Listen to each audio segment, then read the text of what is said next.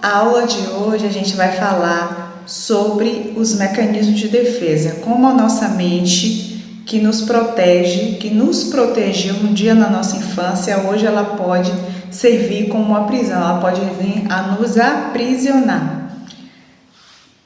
Por que é tão difícil mudar, não é, Agatha? A gente pensa assim, por que é tão difícil mudar? Como o cérebro, o inconsciente, as crenças, tudo que a gente aprendeu é tão difícil mudar porque o cérebro já aprendeu aquele padrão. E aí a gente hoje vai falar exatamente como é que a nossa mente se forma ali na infância, né? Vamos lá. A nossa mente, segundo Sigmund Freud, que é o pai da psicanálise, aí ela vai ser dividida em id, ego e superego.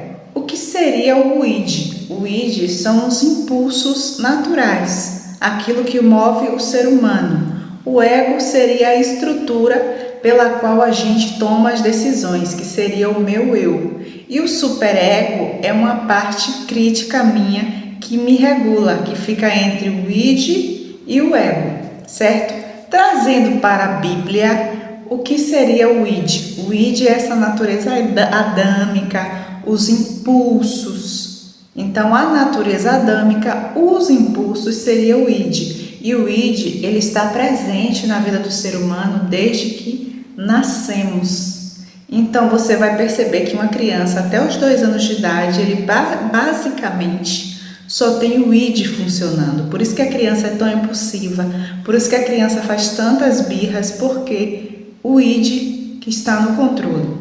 Aí, a partir dos 2 anos, começa a se estruturar ali o ego, que vai ser o quê? Os limites, as regras. E aí a criança vai passando a entender que ela não pode sentir e reagir. Ela precisa calcular o impacto das suas decisões. E aí a gente fala que um ego bem formado é aquele ego onde teve amor, mas também teve limite. Não foi uma pessoa criada com rigidez, mas também não foi uma pessoa criada com muita permissividade. E o superego, na verdade, são essas vozes internas, né? Eu sempre falo, o superego, ele é formado por várias vozes, né? A voz do pai, da religião, da cultura, da escola, das figuras de autoridade, dos elogios, das críticas, das comparações, das punições. Então, por exemplo, quando o id vem para você fazer algo por impulso, aí o superego vem falar, olha, não pode fazer isso, isso aqui é errado. Então essa voz é o que está regulando a minha vida, as minhas decisões, o superego. Trazendo para a visão bíblica, seria o que? O Espírito Santo dentro de nós. A gente sabe que é o Espírito Santo que traz essa clareza, que me mostra o caminho. Mesmo quando eu quero agir com a minha natureza adâmica por impulso, é Ele que diz assim, calma, não faça isso, não haja assim, porque tem consequências, certo? Vamos lá. Então, partindo desse pressuposto, aí a gente vai para a vida adulta, né? A gente vai para a vida adulta, que eu posso cortar depois. Hoje eu quero que vocês entendam porque a gente, mesmo consciente do padrão, a gente acaba agindo igual, né? Paulo tem aquele versículo que eu gosto muito em Romanos 7, que diz assim, ó, porque o bem que eu quero fazer, esse eu não faço, mas o mal que eu não quero fazer, esse eu faço, né? E aí a gente vai ver que o nosso cérebro não gosta de mudança, porque mudar gasta muita energia e o nosso cérebro não foi programado, Agatha, para gastar energia, entende? Então, qualquer possibilidade do novo, a nossa mente vai ter uma resistência, entende?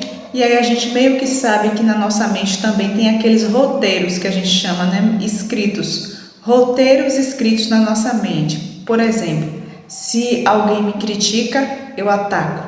Se eu tenho medo, eu fujo. Quando eu me sinto insegura, eu tento agradar. Quando eu me sinto ameaçada, eu tento controlar. Então, a gente vai perceber que são roteiros que foram criados na nossa infância como uma forma de nos proteger de muita coisa, mas que se a gente hoje, como adulto, continua repetindo isso se torna uma prisão emocional, atrapalhando a nossa vida, os nossos relacionamentos e até a nossa vida espiritual. E aí já vamos entrar aqui nos principais, Ágata, mecanismos de defesa que a nossa mente pode ter. O que são mecanismos? São estratégias de defesa que criadas de forma inconsciente, não foi a pessoa que planejou, não foi a pessoa que quis, tudo como uma tentativa da nossa mente de nos proteger da dor. Vamos lá. Repressão. Aquele sentimento, sabe quando a pessoa empurra a emoção para não sentir a dor? Ela mostra que ela é forte demais, ela não chora, ela não expressa vulnerabilidade, mas por dentro ela está sofrendo.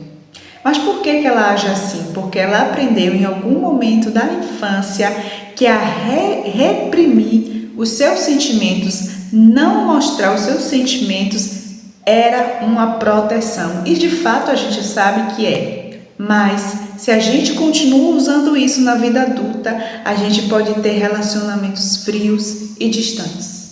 Porque uma pessoa que não mostra emoção, que não chora, que mostra que o tempo todo é forte, que não mostra vulnerabilidade, não consegue criar conexões com pessoas, entendeu?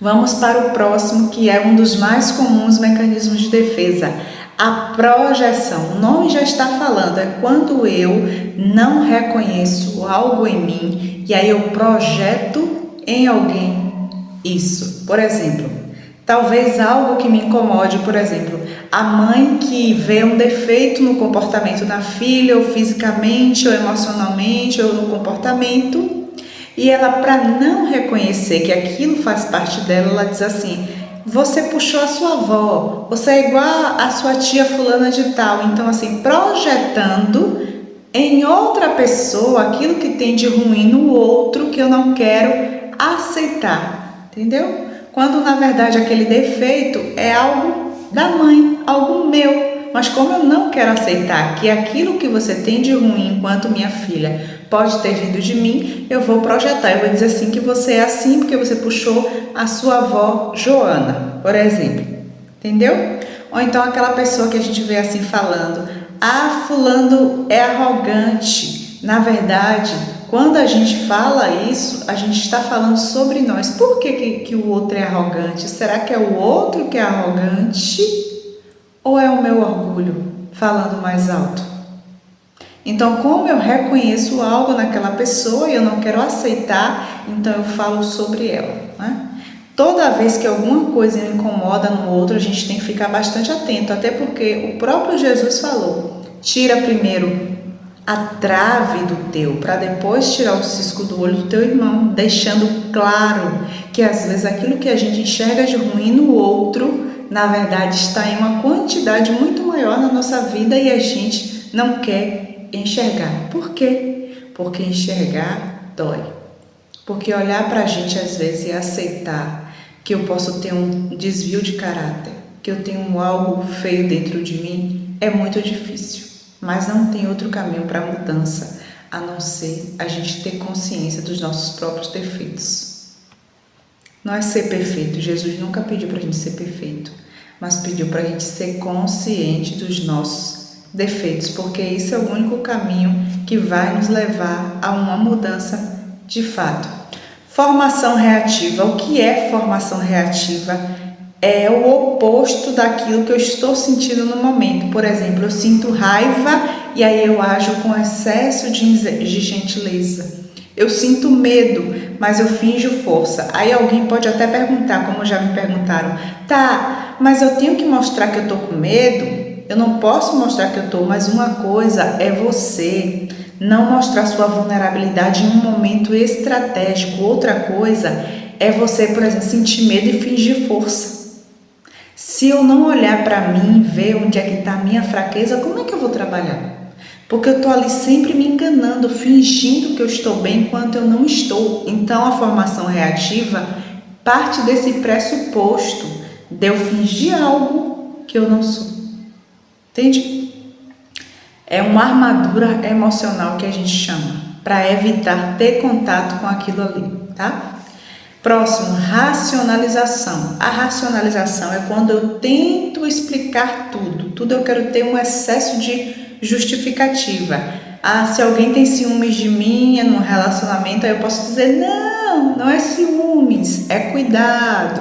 Olha a justificativa. Aí se pergunta se estiver magoada. Não estou magoada não, isso não fez sentido, isso não me magoou, não tem motivo. Então, muitas explicações para evitar sentir a dor. E um dos mais comuns também, eu falei que a projeção é um dos comuns e a negação também é um dos comuns. Quando a gente nega que algo está acontecendo, né? Ah, fulano te traiu? Não, menina, não me traiu não. E o mais comum que as pessoas negam, que tem trauma. Eu não tenho trauma, eu tive uma infância maravilhosa. Tenha medo. Quando a pessoa, sempre digo, quando alguém fala que não tem trauma, que teve uma infância maravilhosa, isso é negação. E essas pessoas são as que mais têm dores ali, emocionais guardadas na sua alma. Vamos lá. Próximo mecanismo de defesa, identificação. O que é isso? Quando eu me torno aquilo que me feriu. Quando eu me identifico, quando eu viro uma cópia da pessoa que me agrediu. Por exemplo, aquela pessoa que cresceu em um ambiente onde os pais eram explosivos, agressivos, e ele se torna exatamente igual. Aquela pessoa que foi abusada sexualmente, ele se torna exatamente um abusador. Então é quando eu repito, quando eu copio os passos do meu agressor para sobreviver. Né? Regressão. Regressão é quando a gente volta de alguma forma a um comportamento infantil. Na hora da dor, na hora do conflito, a gente volta ao comportamento infantil. Por exemplo, grita, faz birra igual uma criança. Quantos adultos a gente já não viu diante de uma frustração batendo o pé? Gritando, fazendo barraco. Isso são comportamentos de regressão, comportamentos infantis. Ou então aquele outro extremo, quando a pessoa fica esperando ser salva, que alguém vai me salvar, ou então eu me calo completamente, fico no meu mundo. Isso são comportamentos infantis. É a criança ferida falando. Então, como é que a gente vai identificar no dia a dia esses mecanismos aqui? Vamos lá, os que mais a gente vai identificar no dia a dia. Jucimar, quer identificar no dia a dia, na minha vida, na vida das pessoas. Vamos lá. Eu separei aqui 4 para vocês identificarem. Fuga. Fuga é quando a gente foge, a gente evita conversas difíceis, a gente evita conflitos, responsabilidades e sentimentos. Eu era uma pessoa que fugia muito. E até hoje eu tenho que me policiar. Por quê? Os nossos mecanismos de defesa, eles não vão sumir. A gente conhece e a gente precisa enfrentá-los todos os dias, porque eles não vão desaparecer. Então, eu era aquela pessoa que no meio de uma conversa difícil eu virava as costas e saía simplesmente.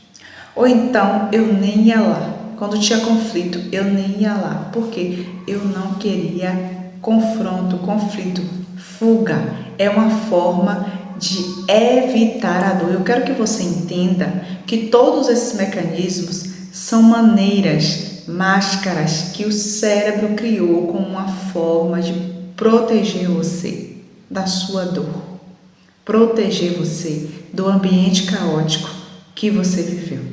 Vamos lá. O que é que você tem adiado? Eu quero te perguntar, para não sentir. O que é que você tem fugido, hein? O que é que você tem fugido? Comece a pensar. Ataque. Próximo mecanismo no dia a dia que a gente vê é uma autoproteção pela força. Eu ataco para proteger a minha vulnerabilidade. Toda vez que você vê uma pessoa agressiva, muito agressiva, ela está ali com certeza tentando esconder alguma insegurança, alguma vulnerabilidade dela que ela não quer que seja vista. Então, quando eu ataco alguém, eu evito que essa pessoa venha me atacar, entendeu?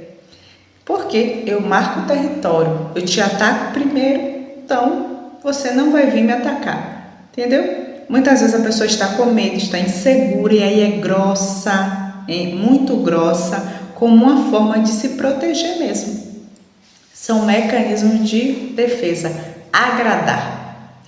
É quando a pessoa acredita, Agatha, que agradar, se ela agradar todo mundo, fizer o que todo mundo quer, ela não vai ser abandonada. Esse mecanismo de defesa nasce do medo de perder. Então a gente percebe que o cérebro ele vai criando ali armadilhas. É você? Tá mexendo no chão? Arrastando o pé? Tá vendo? Chamou um bicho, alguma coisa, sei lá. Esse lugar cheio de bicho. Controle. Falso senso de segurança. Controle é aquela mulher que ela não relaxa porque ela tenta controlar tudo, esperando que o pior aconteça. E tudo isso vai gerando ansiedade, exaustão e relacionamentos desequilibrados. Afinal, ninguém quer conviver com uma pessoa que é controladora. Quando foi que pela primeira vez você, mulher, sentiu que perdeu o controle na sua infância? E você acha que hoje, controlando tudo, vai se sentir melhor? Mas talvez seja isso que está te afastando de bons relacionamentos. Por quê? O seu ego está resistindo em mudar. Porque mudar muitas vezes significa mexer no que um dia protegeu essa criança. Como eu sempre falo, a mente ama aquilo que é familiar e não aquilo que é saudável.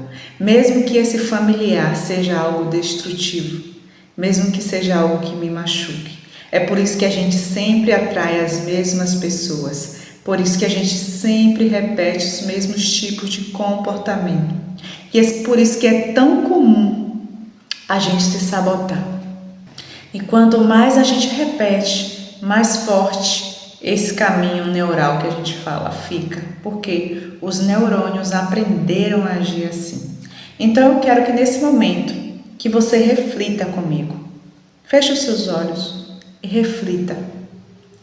Quais são os mecanismos de defesa que mais você tem usado?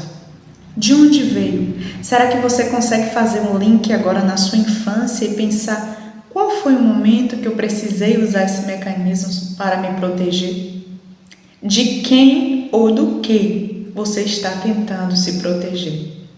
E quantos anos você tinha quando você identificou usando esse mecanismo de defesa? Será que você consegue fazer assim no seu cérebro? Essa analogia? Quando foi que você usou o mecanismo de defesa? Quantos anos você tinha e o que estava acontecendo? Quando a gente tem isso aqui claro na nossa cabeça, a gente consegue entender. Fica mais fácil a gente traçar um caminho. E eu quero te dizer, mulher, que aquilo que um dia te protegeu, hoje pode estar criando barreiras psíquicas na sua mente. Então, permita que o Espírito Santo de Deus traga a cura. Eu sei que mudar não é fácil. Abrir mão do que te protegeu, talvez é se sentir fraca, talvez é se sentir vulnerável. Mas eu quero que você entregue tudo hoje nas mãos do Senhor. Entenda que o único que pode te proteger é o Espírito Santo. O único que pode conduzir a tua vida e garantir que tudo saia bem é o Espírito Santo. Porque quanto mais a gente luta com a força do nosso braço, quanto mais a gente permite que os traumas nos governem e nos dominem, mais feridas a gente fica. Então permita que Deus renove a sua mente nessa noite. Quais são os mecanismos de defesa que mais você tem usado? Fuga, ataque, controle, negação, projeção, racionalização? O que é que você sente quando você usa eles? Hein? O que é que você sente? Isso te protegeu um dia, mas hoje eu quero dizer que está destruindo a tua vida. Então é tempo de ter consciência e mudar de rota, porque esse é o mais lindo da vida. Consciência e mudança de rota é aquilo que vai nos permitir nos curar das nossas dores, dos nossos traumas do passado.